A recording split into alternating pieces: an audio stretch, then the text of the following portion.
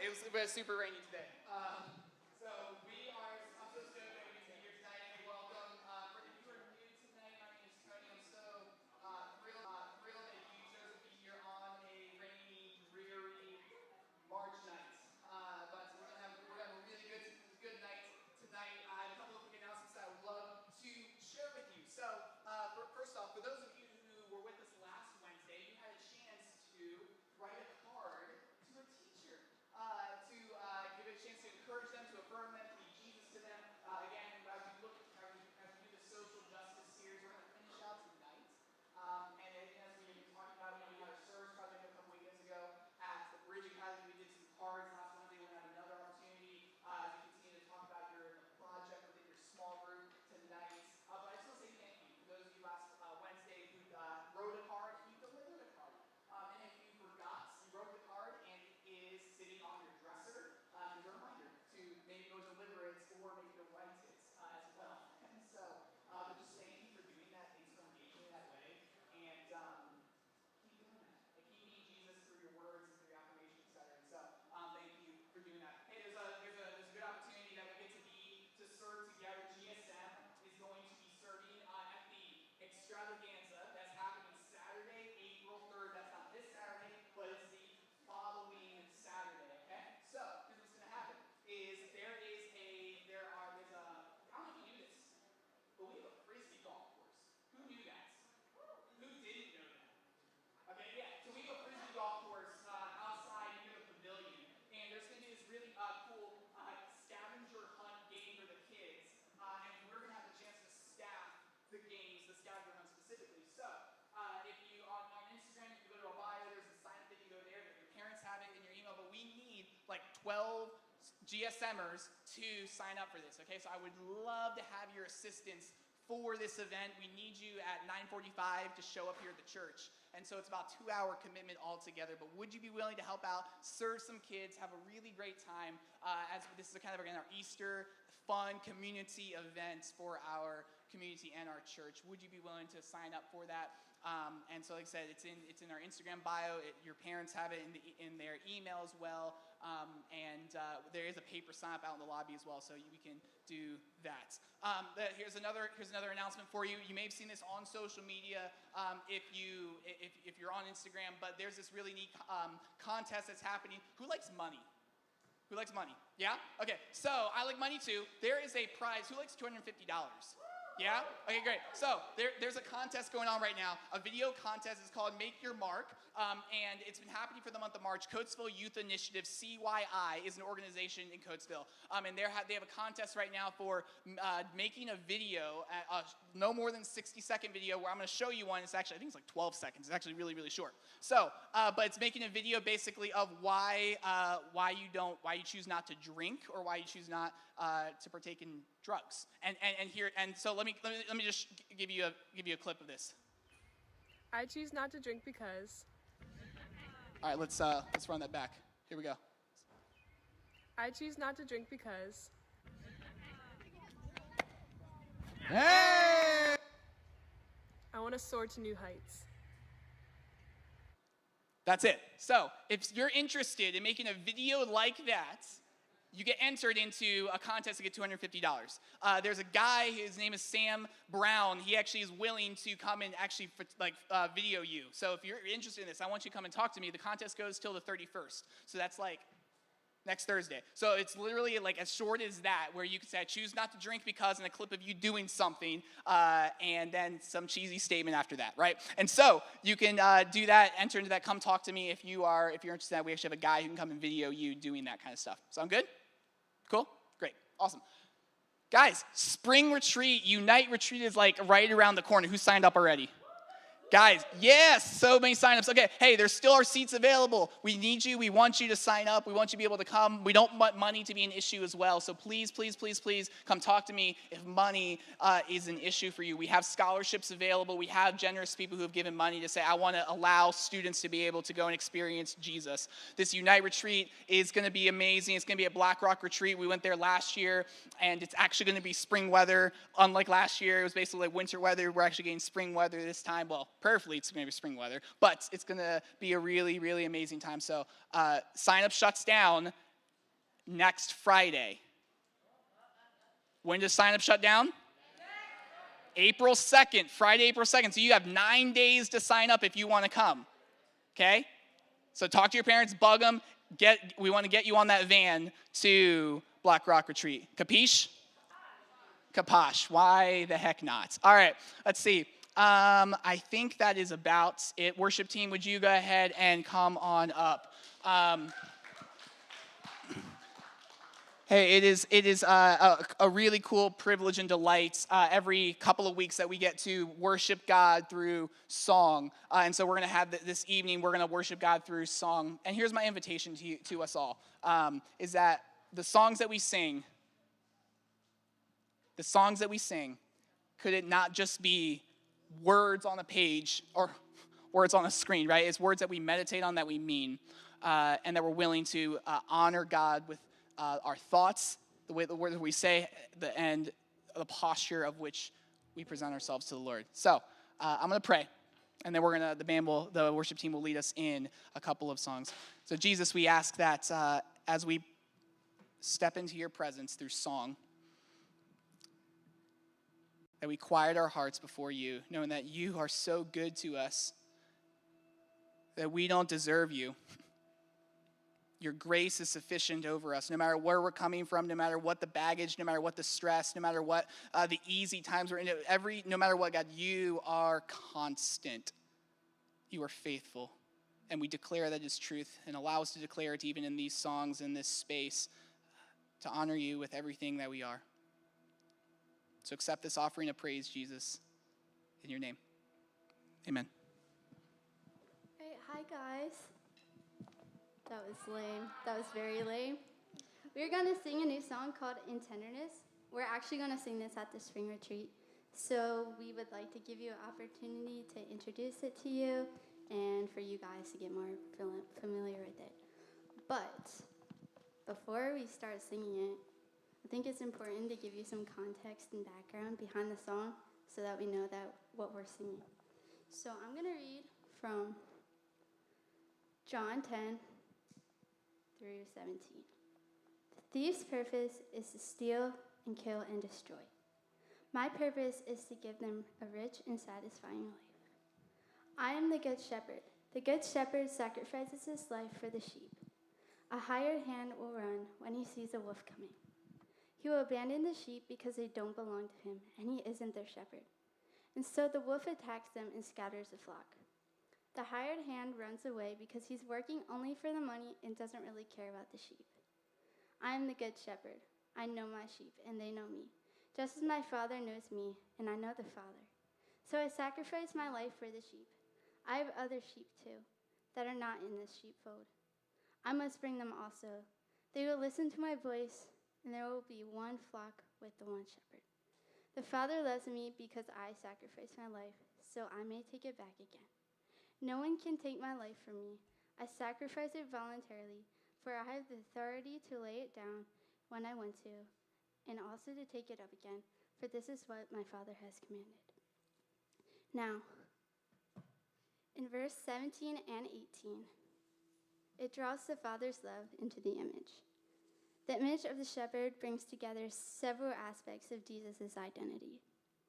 The mutuality of knowledge between the Father and the Son has been mirrored in the relationship between the shepherd and the sheep. The love of Jesus is love unto death. It is the self-sacrificing love which we see on the cross. It is the love which never sits under feelings of failure, but can always see the resurrection ahead in some form or another.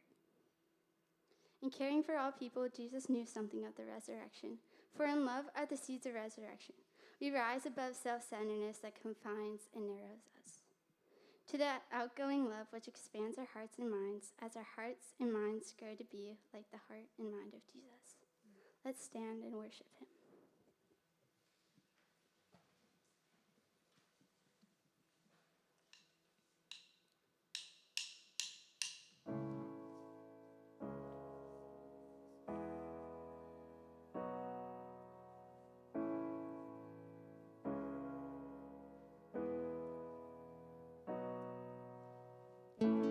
Tenderness he sought me,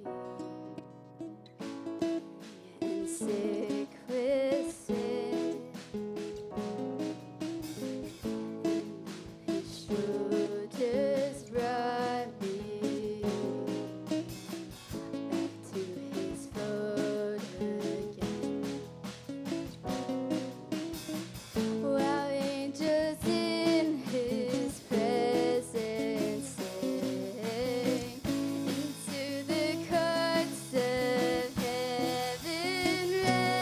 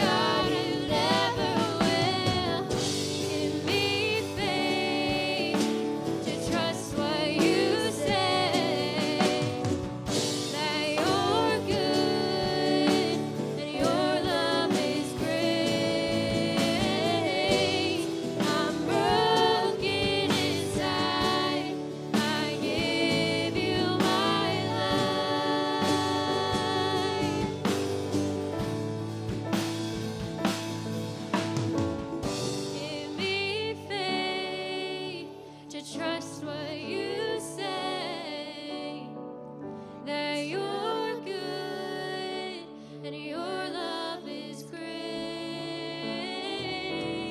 I'm broken inside. I give you my life.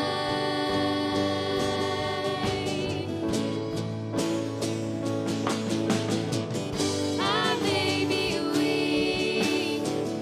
Your spirit strong in me. My flesh may fail. My God, you never will. I may be weak. Your spirit strong in me. My flesh may fail. My God, you never will. I may be weak. Your spirit strong in me. My flesh may fail. My God, you never will. I may be weak. Your spirit strong in me. My flesh may fail. My God, you never will.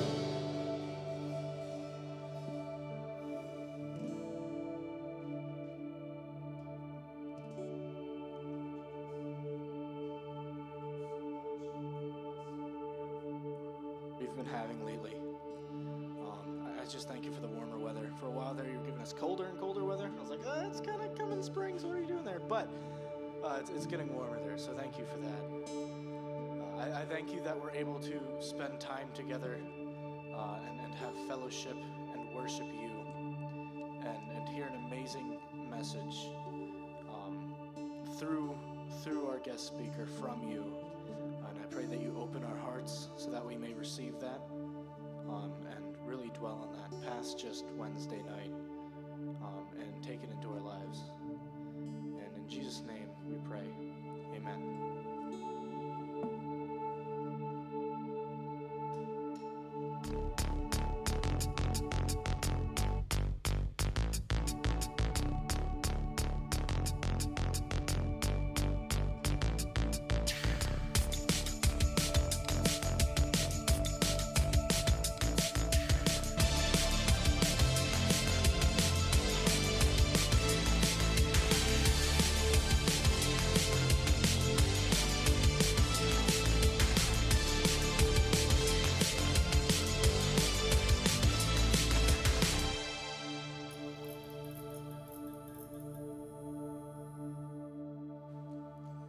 What's up, guys?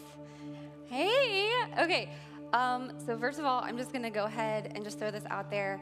I am terrified right now. I've never done anything like this before, ever. Thank you.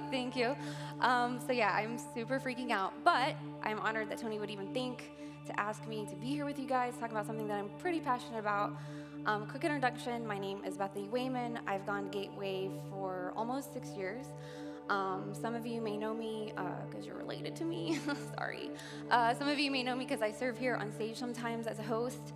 But I actually serve at Gateway as well on the Embrace Unity team. It's kind of a new thing that just started last year. And the purpose of the team is to start the conversation on racial reconciliation, which is something that's kind of been neglected in the American church for a pretty long time. So we're trying to take action and make Gateway look more like our community around us. So that means we talk a lot about justice, right? And I know you guys have been going through that for the past few weeks.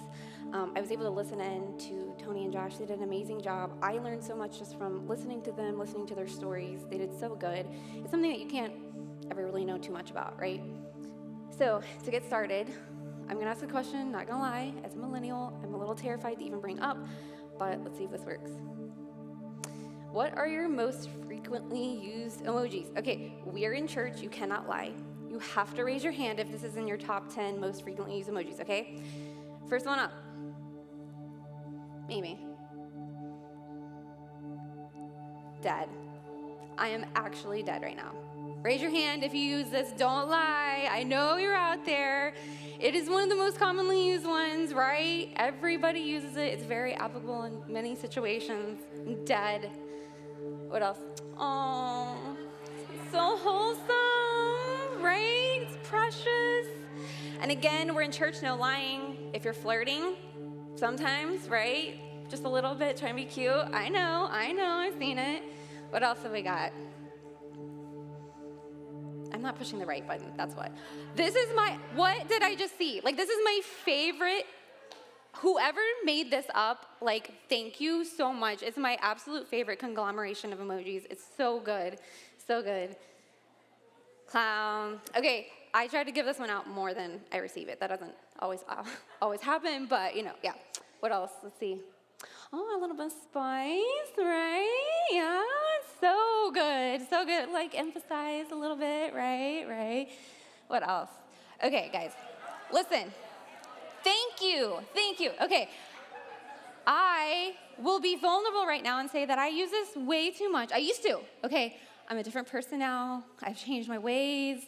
I no longer add this to quite literally the end of every sentence that I type, I promise you, okay?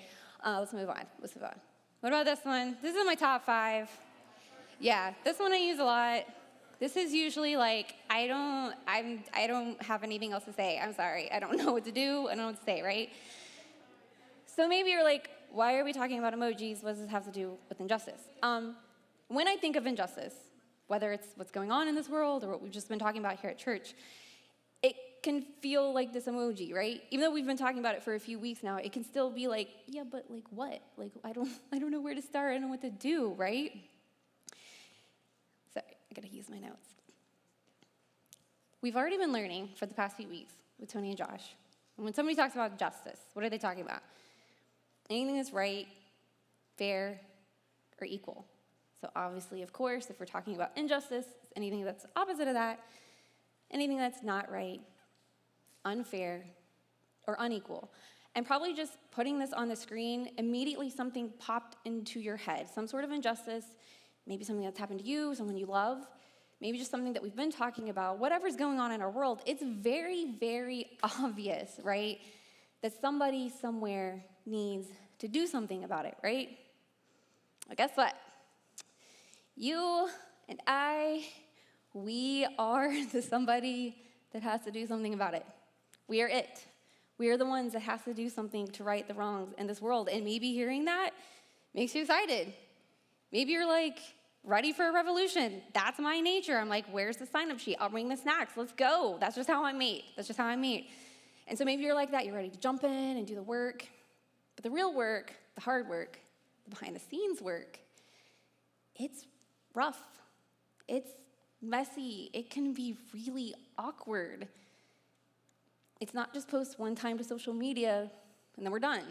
And I am saying that to myself because I am guilty of that. And maybe you've heard this word. It's kind of a buzzword right now. That is what we would call performative allyship or performative activism. And that's just when, publicly you're saying what's right, and you're posting what's right, and you're like, yeah, I'm supporting this cause. But then privately, you're not devoted to the cause. Kind of like what Tony and Josh are saying. You're not putting yourself in proximity. You're not doing the work. Or maybe when I talk about and say, we're the ones that have to do something, you're not excited. You are like this emoji. You're not ready for a revolution. You are like, I am clueless where to start. This is something that's emotionally, physically, spiritually, mentally draining. And I want you to know that is completely okay. It is totally normal. Those feelings are absolutely valid.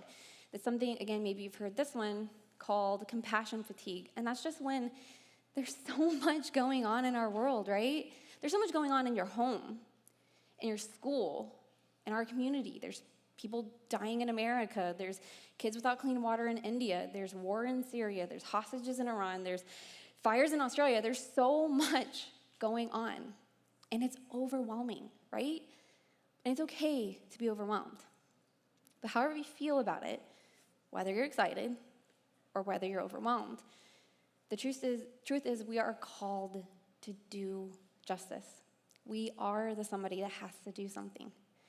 So we're in church. We're going to look at the Bible and see what the Bible says about doing something about justice. We're going to look in the book of James, which I'm not going to lie is my absolute favorite book of the Bible. James was the brother of Jesus, and he was so sassy. I love it. Would anyone else consider themselves sassy/sarcastic? And again, we're in church, don't lie, and feel free to call someone out if they're not raising their hand. Yes, thank you. Okay, you're going to love this. James is so sassy, okay? We're going to look in chapter 2, but all of chapter 1, he's been talking to Christians, and he's been tearing them up. It is beautiful. I love to see it. So he's tearing them up all of chapter 1, continuing in chapter 2, and he says, suppose you see a brother or sister who has no food or clothing, and you say, goodbye, have a good day, and you stay warm and eat well. But then you don't give that person any food or clothing. What good did that do? So you see, faith by itself isn't enough unless it produces good deeds. It is dead and useless. Wow, do you see what I mean? He does not hold back. I love it. And he's describing what can happen here when we face the hugeness of all of these issues that we don't know how to solve. We can justify not doing anything at all, feel better about just kind of posting something and being done, right?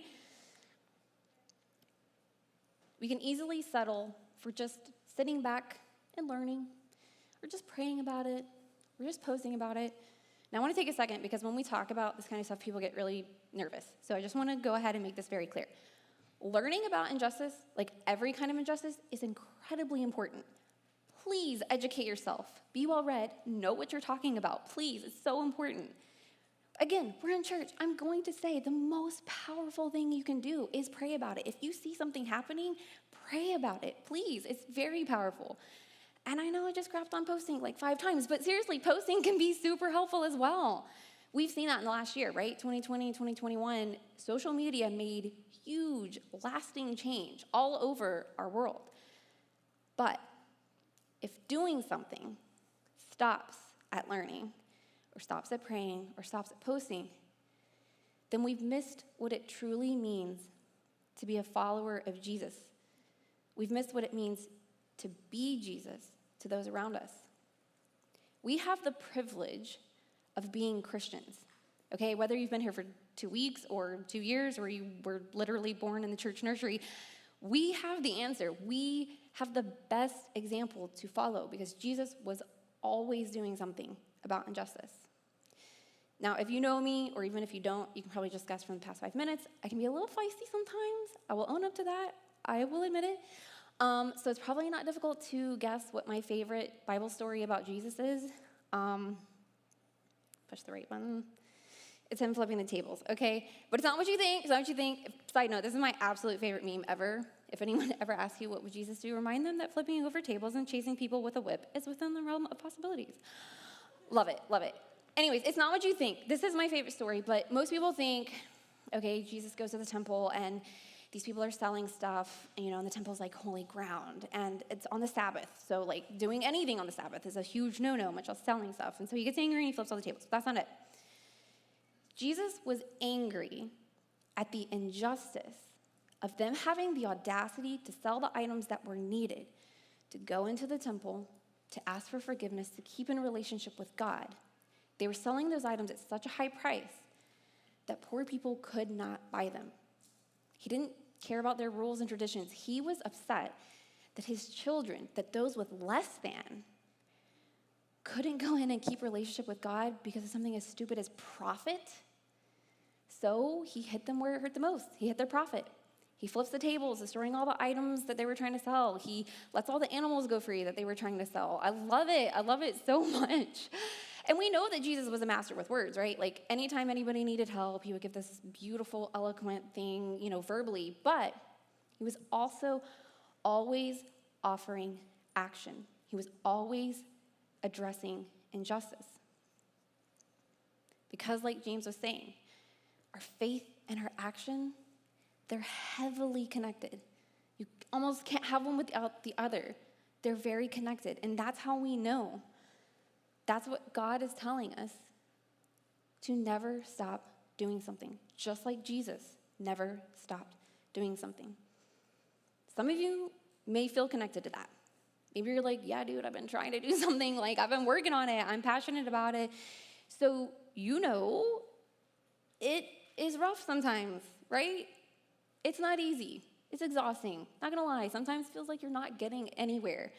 So I want you to hear from someone else that hung out with Jesus all the time. His name is Paul. He was also actually pretty sassy, but he's being pretty nice here. He's talking to another group of Christians, and he's encouraging them and saying, so let's not get tired of doing what is good. At just the right time, we will reap a harvest of blessing if we don't give up. Therefore, whenever we have the opportunity, we should do good to everyone. Everyone. Imago Dei, right?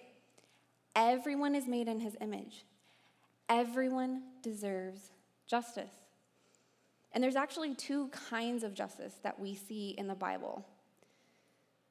There is punishing justice. That's what we see mostly in the Old Testament. Okay, this is like the fire and brimstone just wipe out an entire army, right? Where God was like calling out this side's evil and then bringing justice to this side by setting them free. And then, unfortunately, usually they would then go commit the exact same injustice on other people that was just being done to them. So it didn't work out so great because people suck. So then what we see more often in the New Testament is restorative justice, like restoration, to restore, right? And this is different. This is mostly what Jesus did. Restorative justice is going further than just like charity. This is actively seeking out vulnerable people, like literally looking for them and figuring out how you can help them. And then you take it a step further than that. You look for them, you figure out how you can help them, and then you change the social structures around you to prevent further injustice from happening. That is the radical, selfless way that Jesus lived. And so it's kind of like what Paul was saying when he was saying we're going to reap a harvest, right? Fighting injustice is like planting a seed. Okay, this is the life I want to live. This is not the life that I live. I will be honest with you guys. I'm a terrible, terrible gardener. Please tell me I'm not alone. Does anyone else in here kill literally every plant they've ever bought? Please, thank you, you're my people, right? So there's probably other people in here that would say, oh, I'm like a plant person. I read the instructions and know when to water them and how much sun, blah, blah, blah, right? Anybody a plant person? Yeah, I'm so jealous of you. So jealous, okay? That's my husband. He's really, really good with plants. I am not. So we have plants all over the house, and it's great because I get to be like, #plant mom. And I had nothing to do with it at all. But even those of us that kill everything green ever, even we know you plant a seed, you give it water, give it sun, give it time, seed, water, time, whatever. And eventually, I can't even get that right? That's so sad. Okay, and eventually, something blooms, right? And there have been people fighting injustice for a very long time. A long time, decades, centuries. And they have seen change. Little by little, they have made progress. The fact that you and I are sitting here talking about this in church is proof that there has been progress, right? People march and pray and cry and listen to each other's stories, and we grow.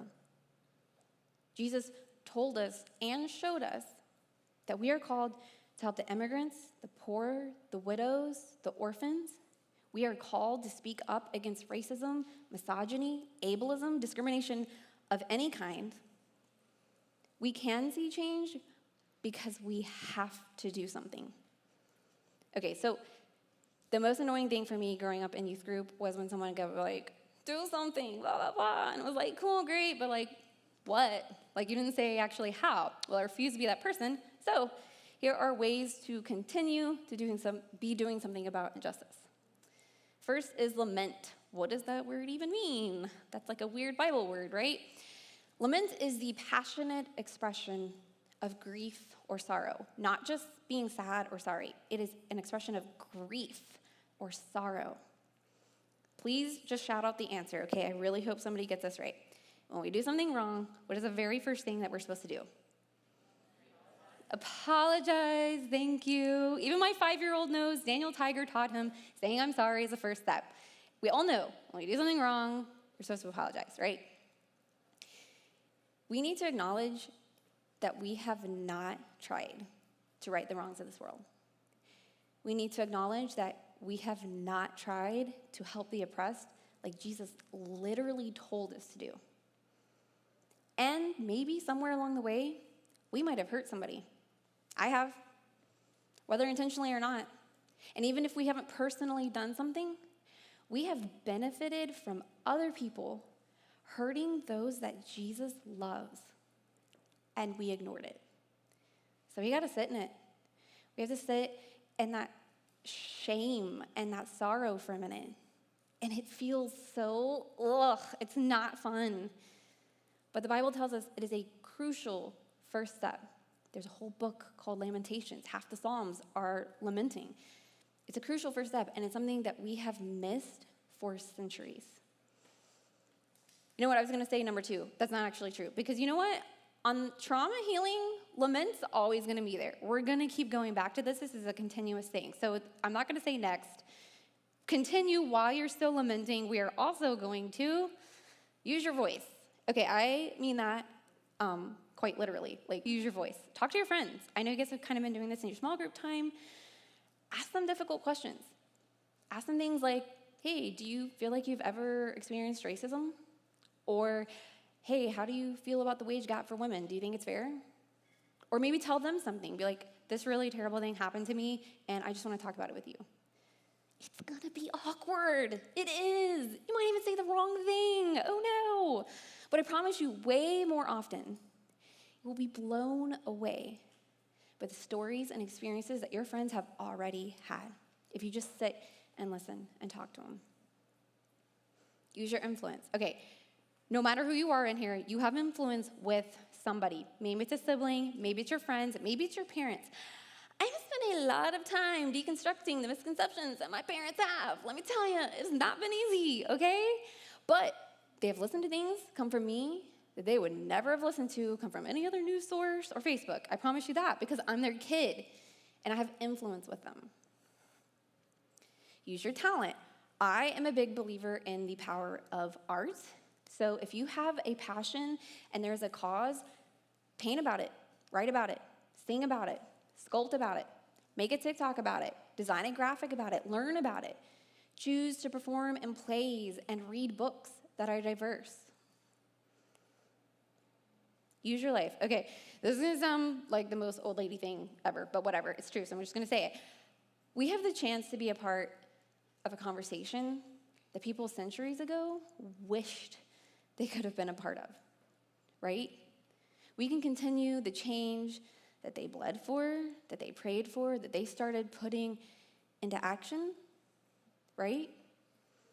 And this is something that they would have given anything to be a part of. We can be Jesus to so many people in so many little ways in our life that it can just become something that is just habit. Now you might be like, cool, Bethany, that's like some broad ways to, face injustice or whatever, but it's still not very specific. Well, I got you. There's actually 3 different levels of action you can take against injustice. And I'm going to just power through this. This is something you can delve into on your own, okay? First, there's physical, relational, and systemic. Let's look at some examples. Physical. Displaced or experiencing homelessness, hunger, functional needs of people with disabilities, basic living needs, transportation. What can you actually do about that? Donate and volunteer at a shelter. That's the most basic. Everybody knows that. Give some canned goods, go volunteer. Everybody knows that one. Hunger. Pay for unpaid school lunches. Call your school district admin office for a list. Literally type in blah, blah, blah, school district. Call, you're going to talk to the secretary. Be like, hey, I want to pay for unpaid school lunches. They'll transfer you to the food manager, something or other. You'll say, hey, I want to pay for unpaid school lunches. Why is this important? There's kids, most school districts in our area, every kid has to get a meal, whether they can pay or not. But they rack up a bill. So every week, them and their parents are getting a call. Hey, you owe $20, you owe $50, you owe $100. If they're getting that call for that bill, let's think about it. They're probably getting calls for other bills as well. More important things like electricity and stuff like that. So if you could take that off their plate, like how powerful would that be? What else? Oops, sorry. I got too happy clicking the button. Okay. For functional needs of people with disabilities, create more compassion by learning what is needed. This goes for mental, emotional, physical disabilities. And then reach out to leadership until they take action. That's a nice way of saying bug them until they do something about it. Because if you know what people with disabilities, something that could help them learn better, feel more comfortable, have a better time, be not as in much pain, right? Anything you can learn to create more compassion yourself, make leadership do something about it. Basic living needs. Donate coats and gloves in the winter, fans for elderly in the summer. Gateway does a lot of this stuff, like especially with our, what's it called, 5th weekend giving thing. So if you hear us doing something here at Gateway, take part. That's like the easiest way to address this. Transportation, rides for those without vehicles. Put gas in someone's car at Wawa, pay for an Uber ride. If you have a car in your license, you're probably already the friend taxi. Maybe offer a ride for someone that's not your friend. If you're like, I can't pay for an entire gas tank of someone, call an Uber ride. I have 2 kids. I can't always give a car ride to somebody for maybe safety reasons or just there's literally not room in the car. But I can open the Uber or Lyft app and it takes 30 seconds. You know they're gonna get where they need to be. It takes like 30 seconds just to call that for them. Relational, orphans, bullying, single parents, lack of network or support group, language barriers. What can you do about that? For orphans, be a family to someone who needs a family. Okay, an orphan doesn't have to literally be somebody that their parents are both died in some tragic accident. They were raised in an orphanage. Sometimes parents just suck, right? Sometimes they're abusive. Sometimes they have just one parent that has to work 3 jobs and they're pretty much not home ever. You can be a family to someone that needs it. Blood's not always thicker than water. Bullying, I shouldn't even have to talk about this. Speak up, stand out, rally behind those being pushed around. Obviously, if you see something, stand up for them. This goes online and in person. Single parents, babysit for free. I know we have a lot of babysitters in here because I've used you guys. Babysit for free while they go grocery shopping, to a job interview, maybe just take a nap. You know, I'm not saying, like, I know you have to make money, but if you see a single parent, not every single time, but offer to do it free occasionally. Lack of network or support group. Help people find who they need, a tutor, counselor, job, financial aid. Use your network to help them. This is something I did not have growing up. I had no idea how to apply for college. I had absolutely no clue how to get financial aid, so I didn't get it. I didn't know how to find a job. It was just trial and error. I had no counselors. If I was failing a class, I did not know how to find a tutor. So if you have these things, maybe your parents have helped you figure these things out. Maybe they didn't. Maybe you figured it out yourself. Use your network for someone that may not have that. Be like, hey, I'm going to do this application. Want to do it with me? Or, hey, we're getting a group together and we're going to all go through this at the same time. Use your network. It's kind of like using your privilege to help somebody else, right? Language barriers. Learn a new language. It's so easy, guys. Just learn a new language.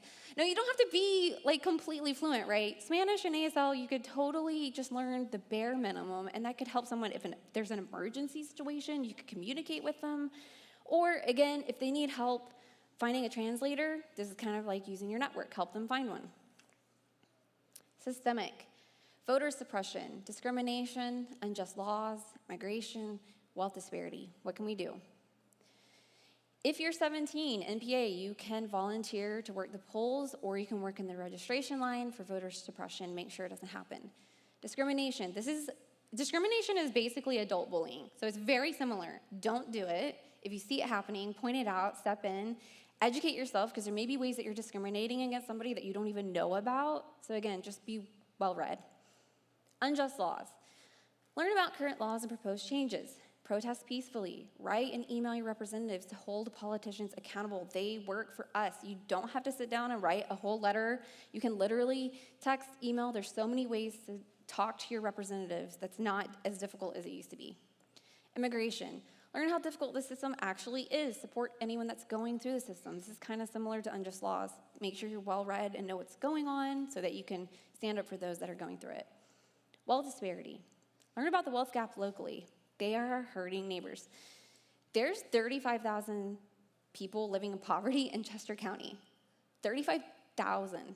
That means they're making $13,000 or less a year. This is mostly women ages 18 to 24. The average income in Chester County is $99,000, and they're making 13. So just know about what's going on, because again, these are the people we're supposed to be Jesus to. This list is going to be available to you. You can go through it. You can pray about every single, please do. Pray, go down the list, pray about all of them, learn about all of them, Google every single thing and research that you can, whatever you can. But if you just pick one, maybe 2 things that just for some reason really fire you up, they just draw you in, maybe it's something that's happened to you and you want to work on it yourself, someone you know. If you focus on just one thing, that is how you keep from being overwhelmed. So this is it. This is the last conversation as part of this series. And maybe before this, you never really thought about God caring about injustice. It seems like something the world cares about, especially on Instagram, but it's not really something that was like a biblical thing. Or maybe this has changed your entire perception of God. That's how it's been for me. The more I learn, the more I realize God cares about stuff that we like to pretend isn't a big deal, but it is to him. So today, as we're wrapping up the series, I just want you to think about this question. What if we actually did something? I know it seems really simple, but like all of this stuff that we just talked about, I just like flew through that. But like, what if we actually did that? Kind of like the series we just went through in church. What if we took Jesus seriously? It can happen. It can. If anybody can do it, you guys can. Again, I'm going to sound like an old lady, but it's true. Most movements, revolutions, revivals are started by young people. I love how much you guys are ready for a revolution. I'm here for it. We could do it together, but only if we do something. I am not kidding when I say this. You can always reach out to me. I'm more than happy to talk about this topic or literally any topic. I'll talk about the weather. It doesn't matter. You can always reach out to me. Reach out to your youth leaders, especially in small group time. Reach out to Tony. Reach out to the pastors of Gateway. They want to hear from you. They want to hear questions. They want to hear your ideas. You are a very, very important part of Gateway. And we can do this. We can not do everything, but we can do something. This is the most important thing I'm going to say, and then I will be done. Jesus is the miracle worker. Okay, it's his job to be the miracle worker. And we know that God wants to use us, right, in amazing ways that we could never have imagined. But Jesus feeds the hungry. Jesus clothes the sick. But at the same time, he works through us when we do something.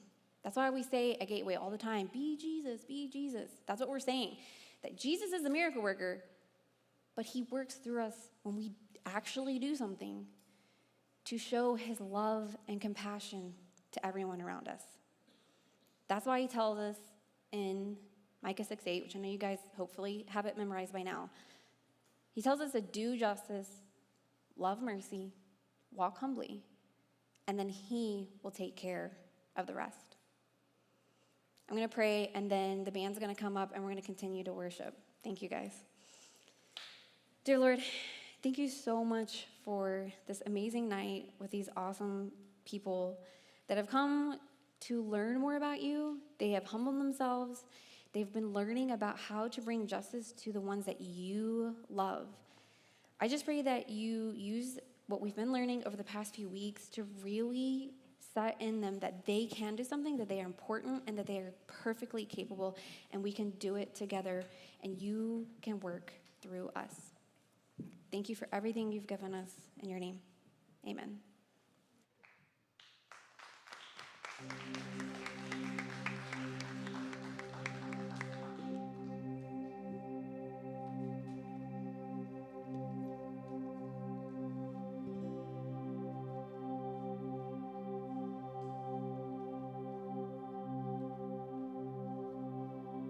Guys can stand with us.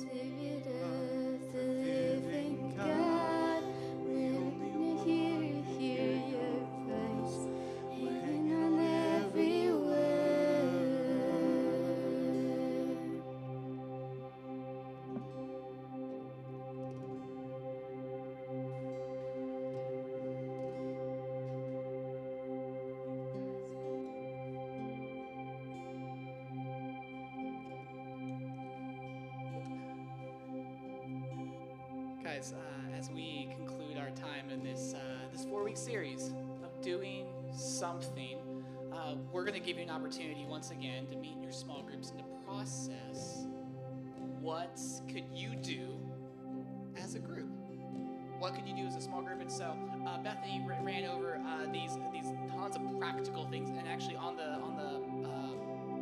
platform or the wooden thing over there where you grab the notes and the pens. Actually, I would love everyone when we're done here to go grab one of those, because it actually has all the practical ways that you can serve. And so could you grab that, because that could be a central point of your conversation in your small groups, where we have a chance again to ask, how can we do something as a group, as an individual, as a people of God? We're asking the Spirit of the living God to fill us, to live through us, to move on our behalf, to move and do what only God can do. And so I hope that in this series, again, you've had the chance to process and reflect, and you're going to have one more time in your group to do just that. And here's the ask as we step into small groups, that you're going to craft a couple of sentences over the past 3 weeks you've been talking about, right? So over the next, in your small group, I would love for you to craft, whether it's you assign someone to do it or you do it in your small group, you craft a couple of sentences of, this is what we would love to try to do as a youth group.